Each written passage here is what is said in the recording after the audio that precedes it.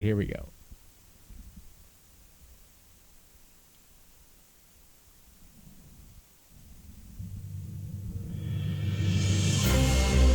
Streaming live via the internet. Welcome to ISP Radio, your weekly source for ISP-related news, events, and interviews with industry experts. If you deliver internet via fiber optic, wireless, coax, or any other way, you're in the right place. Chat live with us weekly via ispradio.com every Wednesday at 11 a.m. Central Time. And now a brief word from our sponsors. Link Technologies, providing ISP consulting, support, and hardware for wireless ISPs. TowerCoverage.com, providing online RF coverage maps. Mimosa Networks, providing high-density, high-bandwidth radio products. Advanced LLC, providing retail and wholesale advanced communication services by matching providers with your bandwidth needs. And by Sitel, providing reliability in surge suppression. And now your host for ISP Radio, Steve Grabiel and Dennis Burgess.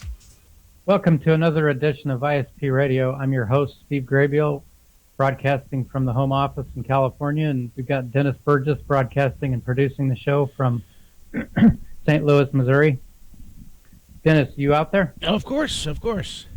So how has it been going for you out there in Missouri? Well, you know, we finally got some warm weather. It's not too terribly bad out there, if that makes sense. So that's always a good thing. Otherwise, everything's been going quite well. Keeping busy. Yeah. Good. Busy's good. Oh, yeah. Last week I was doing those upgrades for that relay. We abandoned the 2 gig and went 5 gig, and oh my God, what a tremendous improvement that made. Well, of course. Of course. Never seen a 100 meg connection to speed test on my network ever, and we got it at a client's house. There you go. There you go. Nothing wrong with that at all. Everybody likes those, right? Yeah. When you turn up the interference by going MIMO 2 gig, that's no bueno. Yep. So hey, I got an interesting little tidbit. We finally got our Microtech updates for some of the new products that we showed last week. Some of those metals and the WAP ACs, things like that. But the big thing I wanted to kind of bring up here, and I'm going to see if I can, of course I can't bring it up the way it's supposed to be. I'm going to bring it up on the screen for all of our people here. But apparently my sources are messed up, so I can't bring it up. But there was a new product called the LHG Light Head Grid, 24.5 dB grid antenna, round one. You've seen it, right? Yeah. Any which rate, sorry, I'm gonna pull this up here. I'm gonna get it up here in a second. Here it is. All right. So this was the LHG Lighthead Grid, 5 gigahertz, and it says it's very affordable. I'm using air quotes. Look at me, air quotes. There you go. Right. And 802.11 NA dual chain. So all that kind of good stuff. Very affordable. Well, what is very affordable? We're talking a 25.5 dual chain unit retailing for $59.95. Nuh-uh. Uh-huh. $59.95 is the retail on these with a 24.5 dB antenna. Yeah, it's like a 1.5-foot dish. Yeah. So, I mean, the big thing here is if you're not in an area that you get a lot of ice, these things are, I don't know how you could go wrong without them. You know what I'm saying? They're a little bit big, and we haven't got them in yet. They're still on their way. They're still shipping, things like that. But it is coming, and for those of you that are interested, there you go. That's what they look like. Up on the screen will come back to us. But, yeah, $59.99 retail on those. So pretty impressive pricing.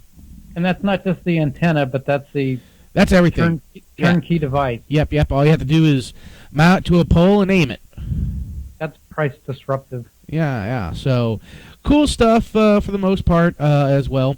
Something else that I like to bring up that we didn't talk about last week is 10 gigabit Microtech. Everybody's interested in that. Everybody's interested in moving a lot of data. One of our big problems right now is, especially in the BGP realm, is the CCRs are limited to a single core. And everybody's thinking that that's going to be changing. First off, it's not. It's always going to be a single core. Microtech has already told us that. However, in supposedly version 7 of Router OS, which is of course not out yet, we have not even seen alpha versions yet, supposedly we're going to see a huge improvement of the BGP performance. They're saying almost tenfold, even on a single core. So we see that a lot. But we also get a lot of people that still want x86-based Microtech systems. And the reason for that is that they want to do BGP, things like that, which is perfectly legitimate. No problem with that by any means. But the problem is that people are starting to get into 10 gig. And we do have the CCR 1072s out. We have them usually in stock as well. And those 1072s are great products, 8 to 10 gig ports. And they're being used fairly successfully out there without any problems, to my knowledge anyway. But as we go forward, there is going to be another product that is out there, and that is a product that Link Technologies was always the forefront runner in creating. So originally, Link Technologies, years back, we created a product called a Power Router 732. And I know people that are still running those, 9 years. I think like 9 years ago is when they put them in. They're still running some of them. We then came out with the Power Router V3, which added some modularity. So we had some modules in it, 3 modules. We could put a lot of fiber or a lot of copper in, get you a lot more CPU on top of that, and continue on. So now, guess what? We have a product announcement. Fun. We have our new Power Router V4. So this is our version 4. This one is designed to scale a lot. So first off, it's modular. Second off, it comes with dual power supplies, so you don't have to worry about that. A lot of people want dual power supplies. So we have all that. And right now, if you get in on those products, we're going to have 5 modules. So instead of the original 3, we're going to have 5 modules available. And inside those 5 modules, you will be able to put 8 ports on each module. So do your math on that, right? So that'll give you 40 gigabit Ethernet or fiber ports, and there's 2 on board. So you get 42 ports in a 2U chassis with dual power supplies again. And the very last thing is any of those modules currently, we are going to be able to pull those modules out and pop in a dual 10 gig card. So you can have up to 10 gig ports. Fun. Now you have big CPUs, lots of 10 gig, nice and fast. And I'm going to put that up on the screen here just so everybody can see. The product is already live on linktex.net. But the very last thing, when version 7 comes out, we are being told that a specific chipset is going to be supported. And as long as that happens, Microtech said that, yes, that chipset's going to be supported. As long as that happens, then we will have another module for the V4s that will give us 20 10 gig ports. So we will have 4 port 10 gig cards for that unit, as well as the original stock cards. So lots and lots of 10 gig options. Big beefy CPUs, all Xeon, Intel Xeons, dual. We can actually customize that to your needs if needed. The stock ones are actually fairly low end. I think they're 1.8 gig quad core Xeons. More than sufficient, but we can even go all the way up to 12 core Xeons if needed. Most people don't want to pay the price for those because those processors are like $1,000 a piece. But you can do that. So with that said, where are we at with these? Our base unit is going to be $39.99, so basically 4K. And our modules, both 10 gig, the dual 10 gig, the 8-port fiber or 8-port copper are all the same price at $499. So they're actually cheaper than the V3s as well. So lots of options, and again, if you have any questions, make sure you take a look at them. I know the ones we had are already gone, but we're definitely getting them in and building them up. So just in case anybody might be interested, there you go. Power Router V4s are out there a little bit.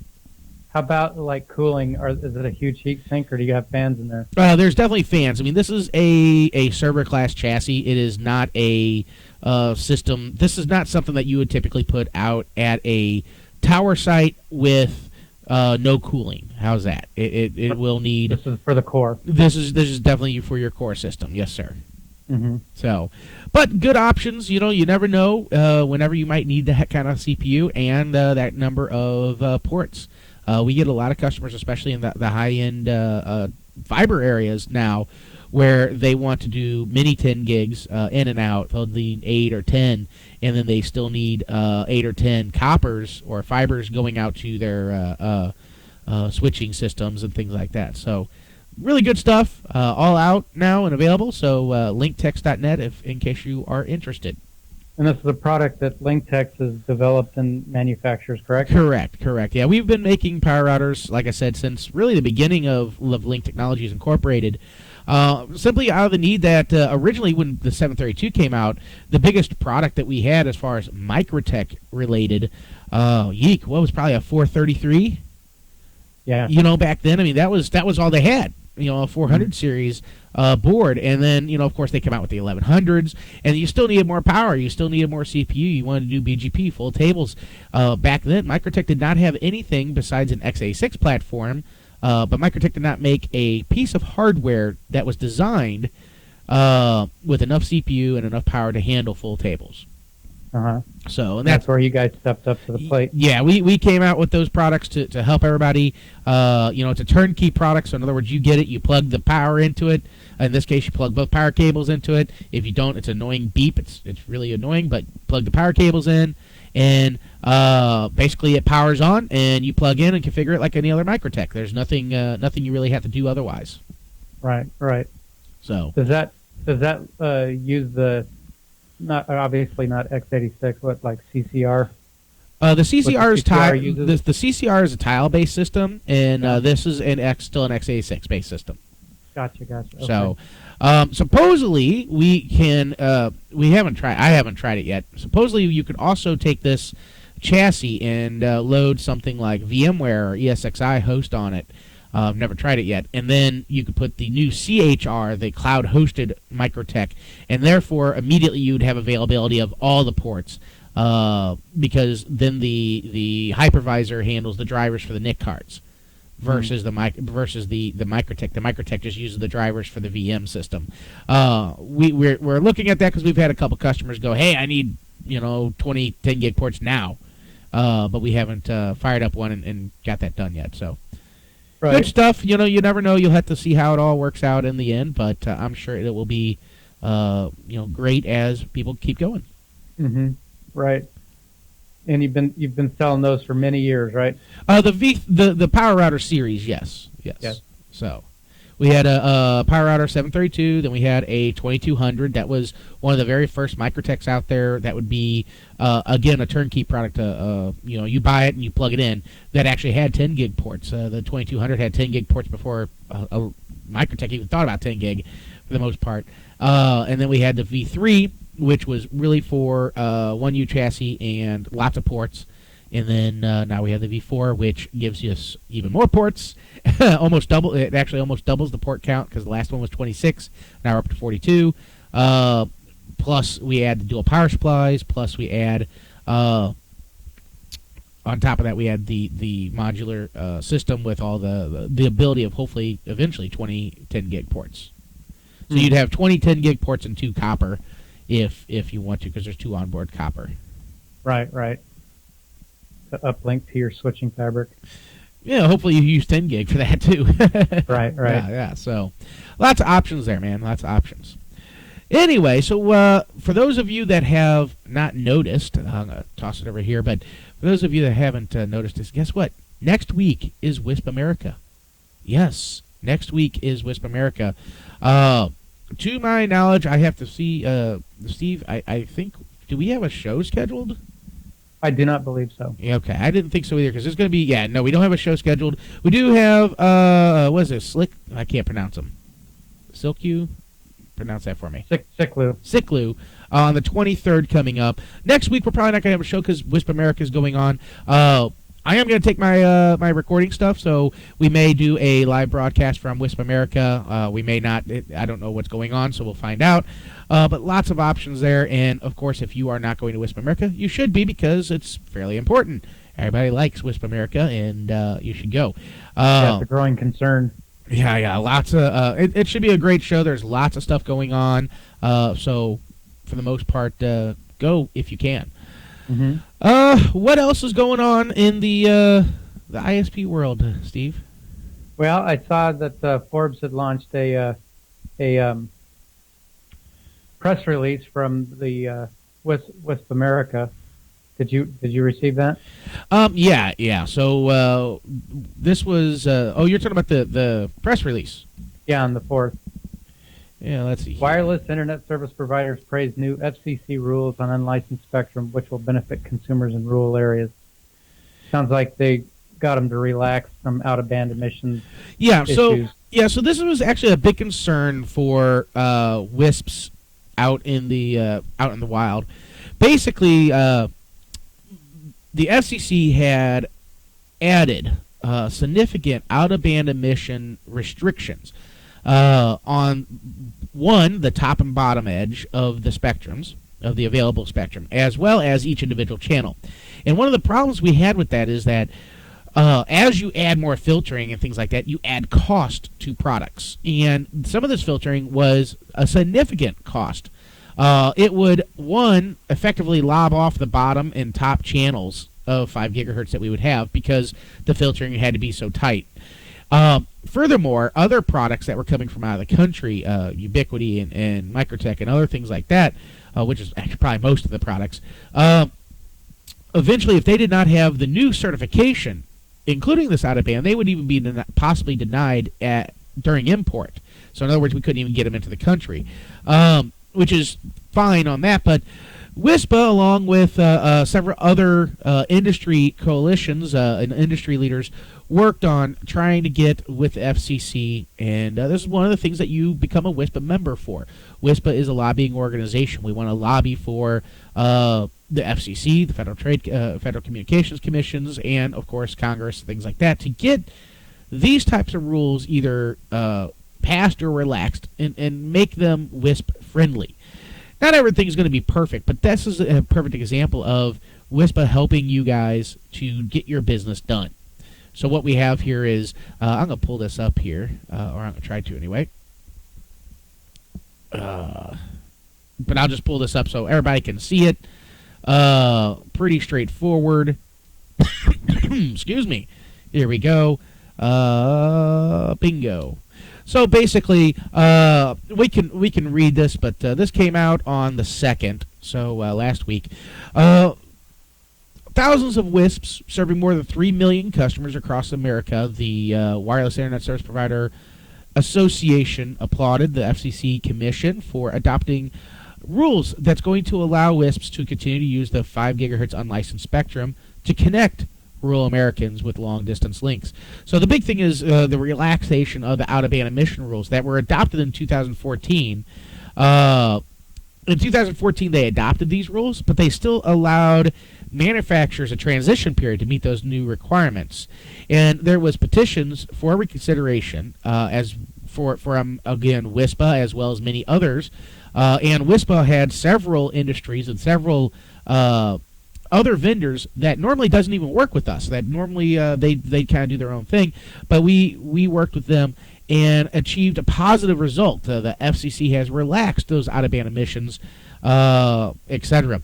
So really good stuff, and this is a good example of how WISPA is working for you, what WISPA does, and where your funds go whenever you join WISPA. So had they not relaxed those rules, manufacturers would have had to create things that lop off, like you said, the upper and lower half of the spectrum and tighten up the existing spectrum. And you're saying that the cost to do that would dramatically increase and there was a potential drive a lot of ISPs out of business because we wouldn't be able to buy any of their new products. Well, the new product would be more expensive. Number one, definitely hurting in spectrum as well. and that was really the big thing, is that we wanted to make sure that these rules were relaxed so that we could have this. And there's some of these manufacturers that they're like, no big deal, let's go drive up price a little bit. But the big thing is it was released and those rules were relaxed, so all's good. Keep going. Not significant changes. All of a sudden, these manufacturers do not have to conform to significant changes in the spectrum. Right. Scramble to get us product that meets the FCC's requirement. Well, yep. There you go. That was a big win for WISPA, and just like you said, Dennis, WISPA, if you don't join, you don't get this kind of representation. Otherwise, guys, our product that we buy and sell would dramatically go up, and no one wants to pay any more for bandwidth than they absolutely have to. Yep. No, that's definitely not a problem. So, all good stuff. All good. Really good stuff. You had mentioned that you wanted to talk today about some DDOS attack stuff and the like. What did you have in mind? Well, let's start off with another topic that I wanted to kind of bring up, which is peering disputes. So, recently there's always peering disputes. There's always these disputes of, you need to pay me for transit. No, I don't pay for transit. I just want to peer. And it's a he said, she said thing. But the only way that we as a vendor or an ISP can really vote is by voting with your dollars. The big problem that we have in our industry is that we usually have one or two maybe providers, and usually they're not top tier providers that we can choose from. So it gets a little bit more difficult when we can't choose those providers and we can't choose what we have to use. The specific example that I'm going to use is something that I seen a few weeks ago and is starting to catch hold. But basically there is a peering dispute between Google and another company called Cogent. And Cogent is not the has been known to have peering disputes. Let's just let it that way. And I'm not saying other companies don't as well, but Cogent being one of the larger ISPs or larger tier 1 backbone internet providers in the world, it seems like they kind of get their more than fair share and fair share of press. And if you Google Cogent and peering dispute, you're going to see tons and tons of stuff as well. So the recent one, though, with Google is that Google is actively not announcing IPv6 Google routes to Cogent. And in some cases, depending on where you're at in the U.S., if you're only peering with Cogent, you may not have access to Google IPv6, which is very concerning. It's just not there. The route is not there. We can't get to it, etc. So we are starting to see this issue that comes up, and of course everybody says it's a peering dispute. It's not a technical dispute. It's a billing dispute or something like that. Of course, the only two parties that really know is Google and Cogent in this particular case. I will always tell everybody I have a number of customers that have Cogent as a provider, as their only provider in some cases. And as far as their tech support, as far as the company itself, I can't complain about them. They have done a fabulous job. They're usually very responsive, especially as far as their tech support, etc. This whole peering dispute thing is obviously an upper management thing, and I don't know what to tell you about it. It is what it is. Hopefully they get it resolved. But I know this has been going on for I'm not going to say a month now, but almost a month. So it's a pretty significant thing. Obviously, V4 access is unaffected supposedly. But I have seen it, and I've even got a couple tickets from my customers to say, hey, I can't get to V6 Google anymore. So we definitely see that occurring. So there it is. Another opportunity for the FCC to come in and use their heavy hand to smack people up. Exactly. That's actually something that we told our customers was that, hey, why don't you file a complaint with the FCC, since we can do that now. As being your upstream, you should have connectivity to the entire internet. And now somebody is selectively blocking access, V6 access. And if that is the case, is that not against the net neutrality rules? So we'll have to see how well that works out. But and then who's responsible? Is it Google or is it Cogent? Don't know. So again, we'd have to go from there. and see what happens, if that makes sense. So right. There you go. The other topic I wanted to talk about, as you said, was we could talk about a little bit about denial of service attacks. And I wish I had a beautiful whiteboard that I could draw this all on, but it's okay. It shouldn't be a big deal. I've had recently a number of people ask me, how can I prevent denial of service attacks? How can I stop them? And all this kind of stuff. So let's kind of go over that, because I think that's good information for everybody to know. First off, there's only two things you can do. Let's start with the easy one, okay? So let's say you have a 1 gig internet connection, you have a 600 meg link to a next tower, and then you have a 100 meg link to your customer that you're feeding 100 meg to, and they're doing hosted services, or they're doing web servers, or their mail server, whatever. It doesn't matter what it is. All of a sudden, they get hit with a 200 meg attack. So we typically see most of our attacks are one of two types. One is a denial of service attack that is very specific to a type of service. So the example is 5,000 computers hit a website, requesting that website all at once and continuously, causing that website to go offline. In other words, you overload the resources of the web servers. So that would be one type. The most common one that we really see, though, is UDP attacks. And there's a number of different types, but we have UDP, just a generic UDP flood. We have DNS amplification attacks. We have NTP amplification attacks. Let's just say we have a UDP flood, which is basically 100, 200, 500, or 1,000 computers, or 10,000 computers, or machines out on the internet sending 2 to 5 to 20 meg to a individual IP. And since it's UDP, there's no response that has to be required. So what happens is they send 200 meg of traffic to an IP address that is your customer. Now, in this particular case, what happens? Well, your normal traffic levels on your gig circuit is 500 meg, no big deal. For you, you can transport that. You have a 600 meg wireless link that goes to the second site. That's not being overwhelmed, so no big deal. You have a 100 meg link to your customer. There's where the problem is. All of a sudden, you've saturated that link. That causes high latency, that causes slow service or non-existent service to everything behind that 100 meg link. Now, since that's just one customer, what happens? To you as an ISP, other than the increased 200 meg of traffic that you see, it's hitting that link, and other than that customer having their own problems, in your case, it's not really affecting anything besides that one customer. They're getting their 100 meg, that's it. Now, what can you do for your customer? Well, of course, you can make up some rules, find these IP addresses, and maybe block them.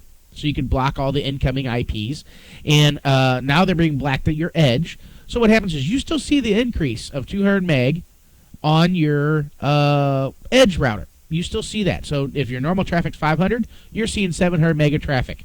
But since you're blocking all these IPs at your edge, your customer still sees normal traffic levels, and everything still works just fine. So in other words, you have successfully mitigated that denial of service attack. In other words, the denial of service attack has not caused any repercussions for you. Or your customers. But it's still gobbling up CPU. It's still gobbling up CPUs, and it's still gobbling up 200 meg of bandwidth, but it's not service impacting. Right. That's the big thing. That's why we call it mitigation. Okay? Mm-hmm.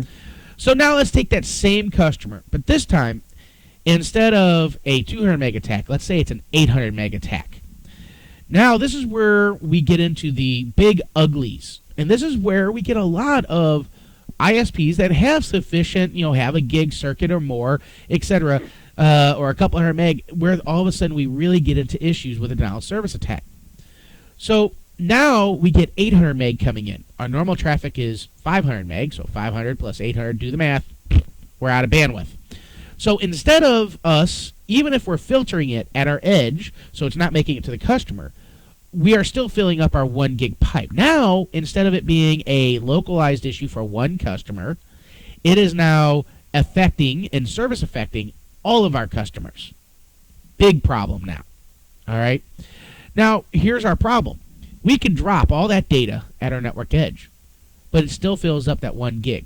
So, have we successfully mitigated that attack? No, we haven't. We're basically SOL. We have nothing we can do, for the most part, on our routers anyway, to handle that. So let's talk about mitigation upstream. So the very first thing you can do, pick up the phone. Grab your phone, call your upstream. See if they can detect and block that type of traffic. Most of your larger upstreams, we'll use Cogent, Hurricane, etc. They're not going to do that, okay? They're going to say, if you have 1,000 IPs, they're not going to say you can block those IPs from coming in. Now, what you can do is you can block the destination, which is the customer IP that's being attacked. That effectively knocks the customer offline, but drops the bandwidth coming in from your network or to your network, therefore successfully mitigating the attack other than that one customer. Now, larger providers, Cogent, Hurricane, etc., have things like what we call black hole servers or black hole communities. This is in the BGP realm. If you have a BGP peering, what happens with that is we sit there and take those BGP sessions and we advertise that individual IP of that one customer that is being attacked. When we advertise that to, say, the black hole server, what happens is now all the network edges on Cogent or Hurricane block that one IP from coming in. So now, again, you have successfully mitigated the attack for all your customers. You have all that. But now you have the issue of that one customer's offline. One customer being offline due to a denial of service attack is better than the whole network. The whole network, exactly. So, have we successfully mitigated the attack? The answer is no, because that customer is still offline. What do? You can't do anything. Those are your options. Your options either to block the attack coming into that one customer and take that customer offline by blocking that attack, which then fixes your whole network, or do nothing. So that is the only options that you really have to mitigate or try to mitigate those denial of service attacks. The very last one, which is the easy one, is have more bandwidth. Simple as that. You have to have enough bandwidth to be able to sustain that attack and drop it at your network edge to be able to successfully mitigate any type of a denial of service attack. If you have enough bandwidth to do that, so let's say you have a 1 gig connection with a 10 gig port that is burstable to 10 gig, and that 800 meg traffic comes in, plus your normal 500 meg traffic, you still have bandwidth available. So right. Even though you're dropping that data at your network edge, and yes, even though that traffic is exceeding your 1 gig normal, you're still mitigating that traffic, mitigating the denial of service attack, and services are still, hopefully, running as normal. But that's really where it comes in, is how do you mitigate that attack?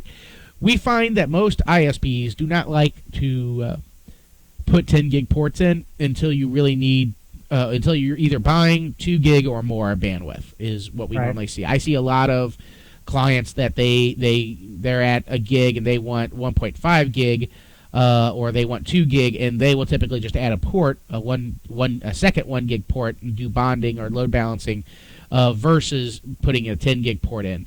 That's starting to change. We're starting to see cheaper optics, cheaper costs, so we are starting to see that, but it's very rare that you can get a 1 gig commit rate with a 10 gig port, unless you're going to pay for the extra port cost or something like that. So it is what it is, but that is the things that you have to do to mitigate those things. And like I said, I got a question for you. Yeah, go for it. So mitigation comes down to the end client. They've gotten something on their machine. What is a DOS attack from an individual client? Well, let's go back to a different point of view here. The point of view that I've been talking about is a client, one of your clients, getting attacked. Right. Okay. So what causes that attack? I don't like you. That's it. That's all it could take. The biggest ones I see is, one, they think that they can overwhelm that service and take it offline. There's a political statement, bank, things like that, activist website, etc. That's a big one. The more common one that I see is gamers nowadays. Some of these gamers are going and competing in competitions that are, $10,000, $15,000, $5,000. And some of these gamers, the gamers that suck anyway, apparently, they feel that if they can lag the person out, in other words, they can cause enough lag on that other person's internet connection, that will give them an advantage. Of course. If they can go out and rent an attack farm for XYZ dollars, for $100 or $200, and they're successful at winning a $5,000 purse, guess what? They're money ahead. So I do see that quite a bit in online gamers, is that they are a target for denial of service attacks. So I guess the other question that you had was more along the lines of what makes them an attacker. Would that be correct? Well, I mean, so I get it. They don't like you, and they attack your IP. Yeah, I guess, you know, I mean, now you're getting into, you gave a perfect example in the gaming world of creating latency on that person's IP so that they can win. That makes sense. Yeah, I mean, that's all they want to do. They just want to create the latency, fill up the connection so that the person has latency, and especially in a real-time shooter or something like that, latency is everything. Right. People pay big bucks to not have that latency. Right. So it can't be something that the casual user has loaded on their machine that causes this. It's an outside-in attack as opposed to like an inside-out attack. The particular situation that I'm looking at is a person or an IP address on your network being attacked. Right. Now, as far as a customer being an attacker, the answer is yes. They can have what we call a rabbit, the most common one, but you could also call it a Trojan, you can call it a virus, whatever you want to call it, but I think the more technical term is a rabbit. But what happens is it's a application, some form of spyware, etc., that may be running on your computer or a computer. And what happens is that device, and we call them rabbits because the rabbits go home, they phone home. They go to some server somewhere on the planet and await commands. Okay? Have you ever been on an IRC chat room? Yeah. Okay. So it's very similar. This rabbit, this little program sits there, runs, and connects to an IRC chat room that's secure, okay, or password protected. And who knows where that room is. Now, the person who controls that goes to that room, knows the password, logs in, and sees there's 10,000 machines logged in, right? And then he goes, send an attack to this IP. Okay, so in those events, usually it's very hard for you to detect a attacker, even though there are ways of doing so. Also note that usually those attackers are not usually a big network. How can I put it? They're not sending 200 meg of data. Why? Because they can't. They don't have enough CPU. They don't have enough bandwidth to do so. So it's usually the combination of 1,000 machines or 500 machines that cause the big outages, that cause the big denial of service attacks. Okay. However, there are some things that are very common that you can do to prevent a lot of types of attacks. One of the biggest things that we have going on nowadays is what we call a DNS or NTP amplification attack. The DNS one is the biggest one because it's a 1 to 53 ratio. So, in other words, for every one, think of it this way, every one packet that I tell this computer to send, if I'm using it as a attacker, every one packet I send, it amplifies it 53 times. So, big, it's very big. So, how do you prevent that? Well, first off, you shouldn't have open DNS resolvers. In other words, a DNS server that is giving answers, what we call recursive answers, to any IP that's on the planet. Okay? That's the very first thing. Second, which is probably the other big one, is how most of those attacks work is they are spoofed IPs. So the example I'm going to use, Google's probably a bad one, but we can use it. So Google's DNS server or Microsoft's DNS server, these are probably they're really bad examples, but Company A has their DNS servers locally. And what they do is we go... this rabbit computer on the IRC says, send a DNS query to this IP, okay? These IPs are open recursive servers, and I want you to spoof. So I want you to send a packet stating, I need a DNS answer, or I need this DNS information. I want you to send it to the attacker, the DNS open resolver, and I want you to spoof this other IP, okay? And the other IP is the IP that you're going to actually attack. Right. Okay? So now what's happening is the remote computers are sending packets that are spoofed to a open resolver. That open resolver is sending an amplified attack, and the reply goes back to another computer that's actually being attacked. So that's using a DNS, an open DNS recursion server to attack other devices and other IPs. Okay, so that is probably one of the worst ones because of the size of the amplification that could be done. Okay, right. 1 to 53. Right. So this is as far as a network operator. If you want to be a good network operator, I'm going to use good in air quotes again. There you go. If you want to be a good network operator, you need to follow the BCP 38 standards.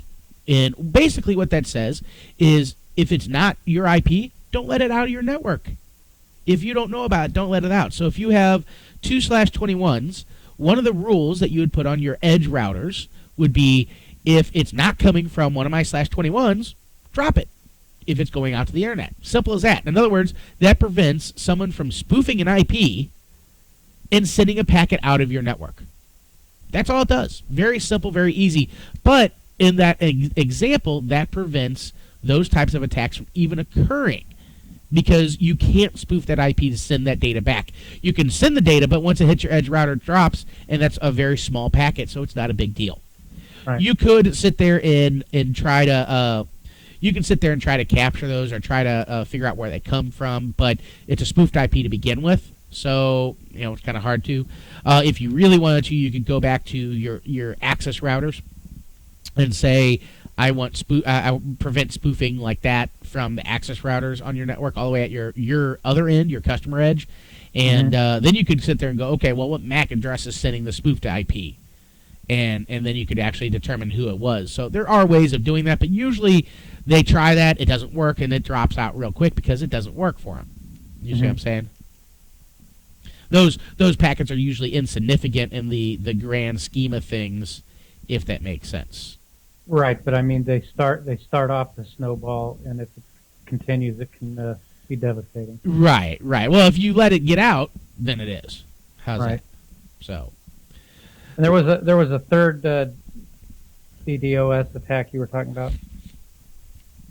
Denial of service. Well, I mean, you got you're talking DNS. About NTP. NTP yeah. is virtually identical to DNS. It just uses NTP. It's not as prevalent, but it is out there. For most smaller ISPs that have 1 or 2 small internet connections or under a gig of traffic, I would typically always recommend to block inbound DNS and inbound NTP on a normal basis. If a customer of yours that wishes to host their own DNS server, that's fine, but they would have to call in and say, hey, I need to have those opened up. We get a lot of customers that ask us, hey, I got a whole bunch of publics, what should I be blocking? Under normal net neutrality, you would typically say nothing. But in all reality, especially for home users, we can say quite a bit. DNS and NTP are definitely ones. 21 through 25, so inbound mail, inbound SSH, inbound telnet is probably really good to block. You must disclose that. You're treating all traffic equally, so if they run telnet on a different port, guess what? They can. We're just blocking a specific port that's common. And you also should have a way for them to request to have those opened as well. Right. So, now, simple enough. My question is, are denial of service attacks, are they illegal, number one? And number two, are you aware of anyone that's been caught doing it and faced a punitive damage? The answer is it illegal? Well, no, not really. Could you civilly go after someone if you knew who they were? Yes, you can, because it's a disruption of service, harmful.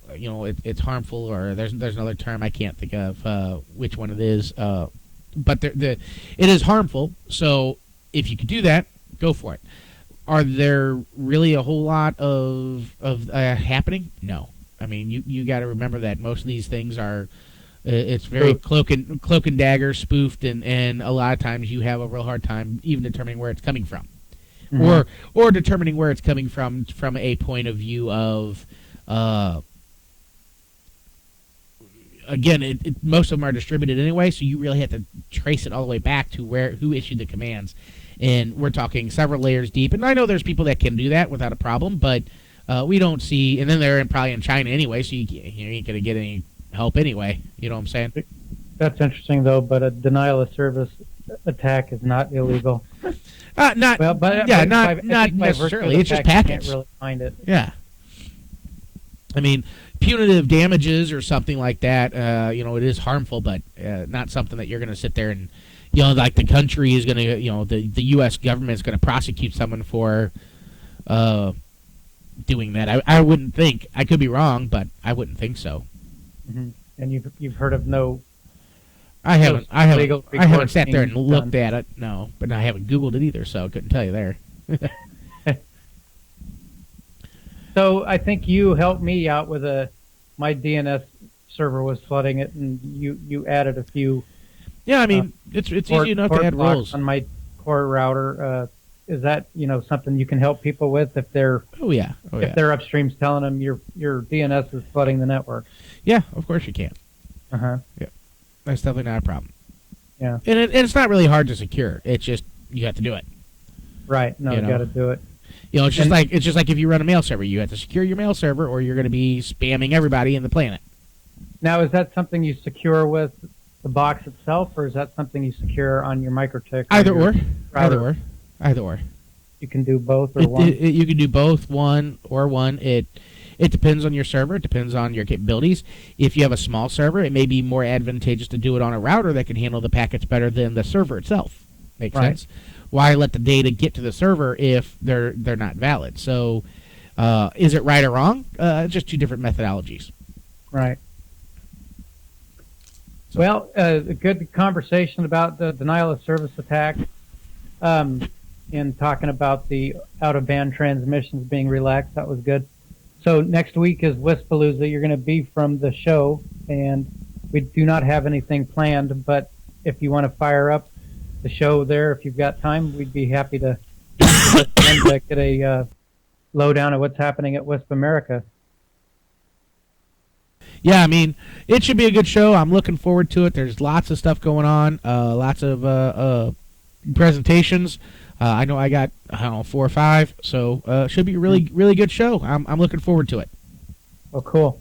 Well, you drive safe. Everyone going to Wisp America, be safe, and get home after the show safe and charged up, ready to go into spring.